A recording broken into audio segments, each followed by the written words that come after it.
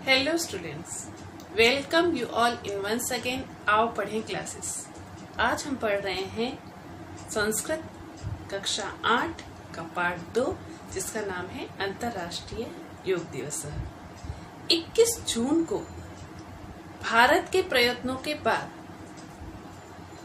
पूरे विश्व में अंतर्राष्ट्रीय योग दिवस मनाया जाता है। इस पाठ के अंदर योग से होने वाले कुछ लाभों के साथ साथ हमें यह भी बताया गया है कि भारत ने विश्व पटल पर अपना स्थान बनाने के लिए बहुत प्रयत्न किए हैं। तो भारतीयों का भी यह परम कर्तव्य है कि वे भारत का मान सम्मान सदैव बनाए रखें। आइए पढ़ते हैं पार्ट 2 अंतर्राष्ट्रीय योग दिवस। अस्मिन् भौतिक युगे सर्वे अर्थार्जने व्यस्ताः सन्ति। अस्मिन् भौतिक युगे, इस भौतिक युग में सर्वे सभी अर्थार्जने, अर्थ कमाने में अर्थात धन कमाने में व्यस्ताः सन्ति, व्यस्त हैं। समय अभावेन जनाः शरीरस्य चित्तस्य च स्वास्थ्यं प्रति उदासीनाः सन्ति। समय अभावेन, समय के अभाव के कारण जनाः, लोग, शरीरस्य चित्तस्य च स्वास्थ्यं प्रति, शरीर के और मन के स्वास्थ्य के प्रति, मानसिक रूप से भी स्वस्थ होना उतना ही महत्वपूर्ण है जितना शारीरिक रूप से स्वस्थ होना। शरीर के स्वास्थ्य के प्रति लोग उदासीन हो गए हैं। उदासीन हो गए हैं अर्थात लापरवाह हो गए हैं। उन्हें शरीर के स्वास्थ्य की एवं मन के स्वास्थ्य की कोई विशेष चिंता नहीं है। तेषां शरीरे मनसि च विभिन्नाः रोगाः जायन्ते। तेषां शरीरे, उनके शरीर में, मनसि च और उनके मन में, विभिन्नाः रोगाः जायन्ते, विभिन्न प्रकार के रोग उत्पन्न हो गए हैं। एतेषां रोगाणां निराकरणाय, इन रोगों के निराकरण के लिए, इन रोगों को दूर करने के लिए योगः एका वैज्ञानिकी प्रक्रिया अस्ति। योग एक वैज्ञानिक प्रक्रिया है।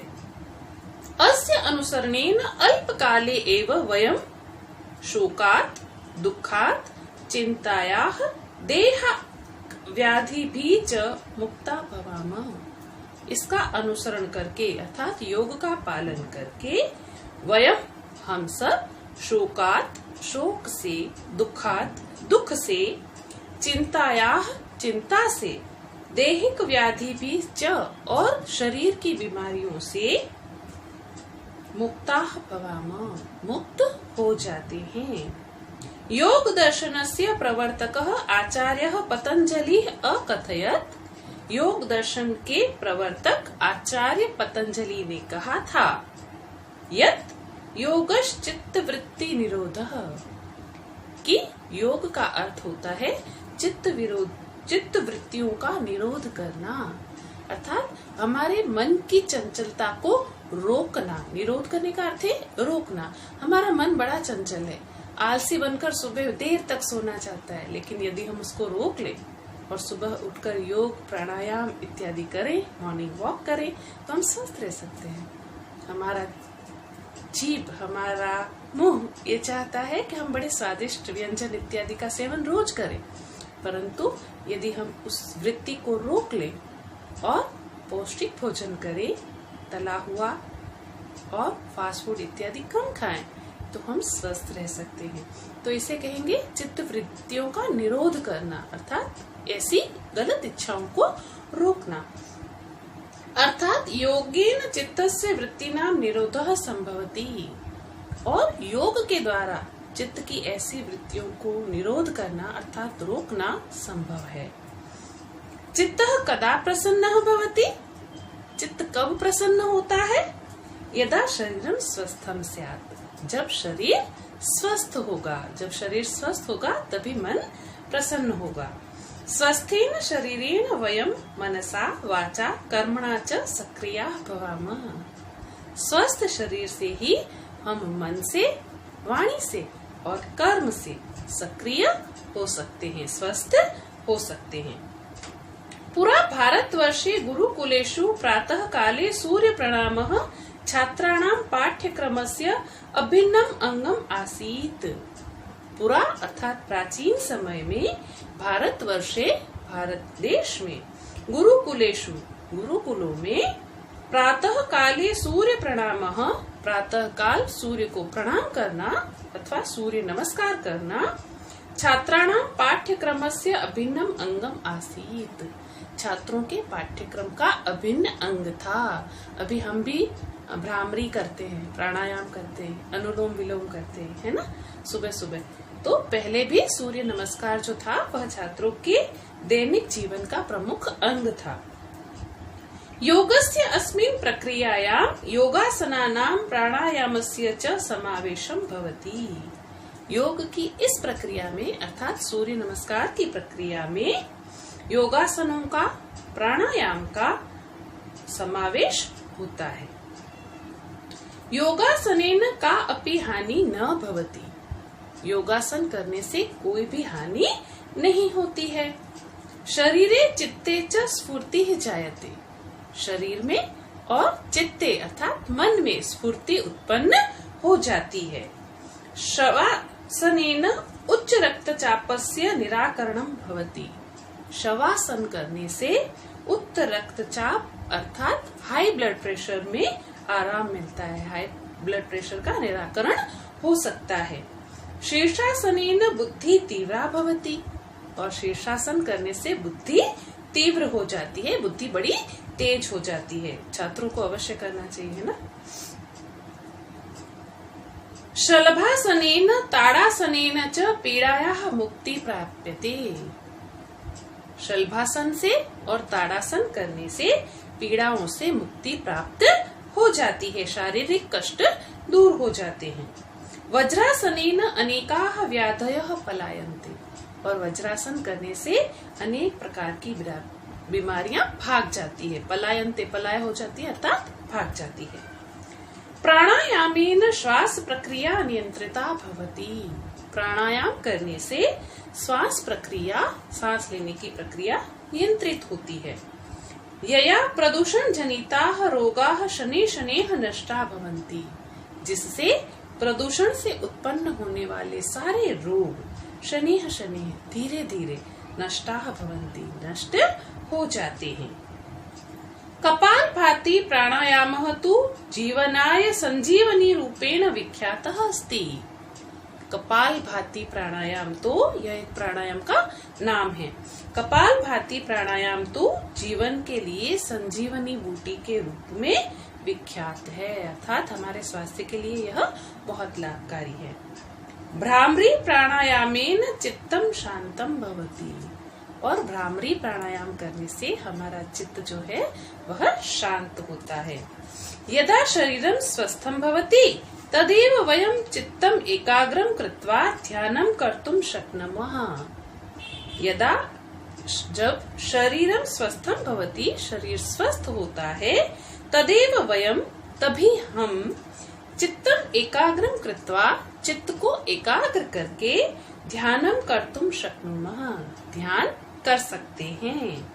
ध्यानेन कार्येषु कुशलता वर्धते, ध्यान करने से कार्यों में कुशलता बढ़ जाती है, अर्थात हम सारे कार्य कुशलता पूर्वक कर सकते हैं। इसीलिए विद्यार्थियों को ध्यान अवश्य करना चाहिए। सुबह जल्दी उठ के अगर 10 मिनट के लिए, 15 मिनट के लिए हम ध्यान करते हैं तो कार्यों को अच्छी तरह से करने से हमें कुशलता प्राप्त होती है। सत्यम उक्तम गीतायाम, गीता में सच ही कहा गया है, यत् योगः कर्मसु कौशलम, कि योग से सारे कर्मों को करने में कुशलता प्राप्त होती है, अर्थात योग हमारे लिए अत्यंत महत्वपूर्ण है।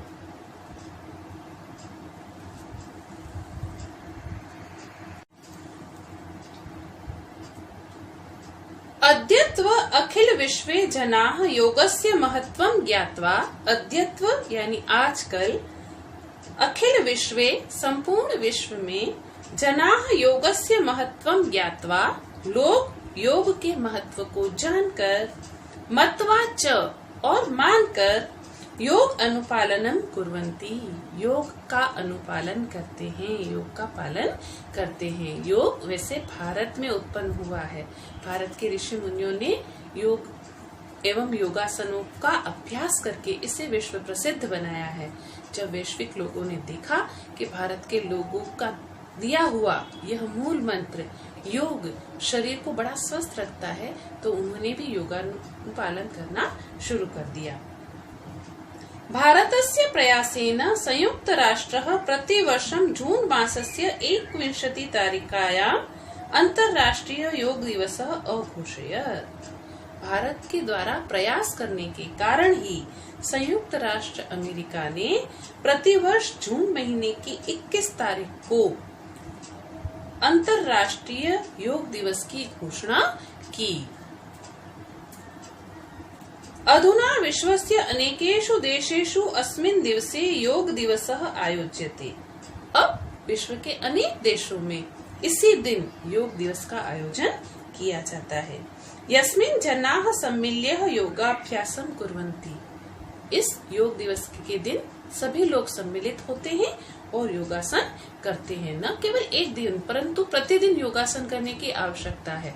तो इस प्रकार आयोजित कार्यक्रमों में लोग भाग लेते हैं, वहाँ योग सीखते हैं, अलग अलग प्रकार के योगासन करना सीखते हैं और फिर अपने अपने घरों पर पूरा साल इनका पालन करते हैं। और जो पालन करते हैं उन्हें अवश्य स्वास्थ्य लाभ प्राप्त होता है, वे स्वस्थ रहते हैं।